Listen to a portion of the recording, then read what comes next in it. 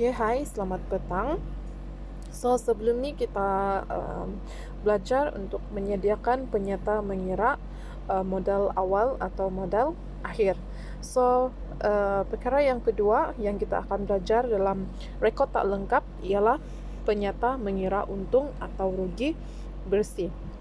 So, sama juga di sini kita ada dua langkah. Okay, so kita ada dua langkah. So kita tengok langkah yang pertama adalah menggunakan APUR, yaitu akaun perdagangan untung rugi. So dalam this APUR kita sudah belajar, format APUR kita sudah belajar di tingkatan 4. Okay, so APUR di mana kita akan jumpa untung atau rugi bersih adalah yang paling bawah sekali, yaitu after kita tambah hasil dan kita tolak belanja. So at the end jawapan dalam APUR adalah untuk cari untung atau rugi bersih. So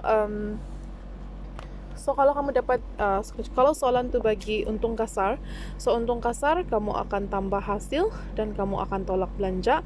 So at the end jawapan kamu either untung atau rugi. So kalau jawapan kamu adalah positif, so kamu akan dapat rugi kalau jawapan kamu adalah positif, so jawapan kamu adalah untung bersih. Tapi kalau jawapan kamu adalah negatif, means kamu dapat rugi bersih. Okay, so if soalan tu bagi kamu rugi kasar, so dia terbalik lah. So kalau rugi kasar, dia akan tolak hasil dan tambah belanja. So sama juga kalau jawapan kamu adalah positif, so dia adalah untung bersih, and if negatif, dia adalah rugi bersih. Okay, so ini mungkin senang sikit sebab kamu sudah belajar dalam tingkatan 4. So langkah yang kedua sama juga, yaitu menggunakan format PKK, penyata kedudukan kewangan. So di bahagian equity pemilik. Okay, so equity pemilik macam kita belajar di modal awal dan akhir sebelum ni. So dalam format equity pemilik, dia ada juga untung atau rugi bersih. So di sini kamu just kasih terbalik sajalah, itu format dia. Itu calculation dia. So kalau before this, kalau kita mau kira modal akhir, is modal awal tambah untung bersih tambah modal tambahan tolak ambilan. So if kamu mau calculate untung bersih sekarang, so you use modal akhir, so reverse modal akhir tambah ambilan tolak modal tambahan tolak modal awal. So kalau jawapan dia adalah positif, dia adalah untung bersih. Kalau jawapan dia adalah negatif, dia adalah rugi bersih. So di sini saya ada kasih simplifies juga.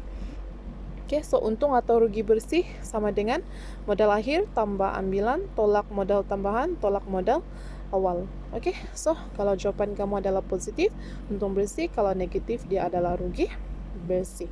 Okay, so ini ada simple sikit. So depends juga mana satu langkah yang kamu perlu guna.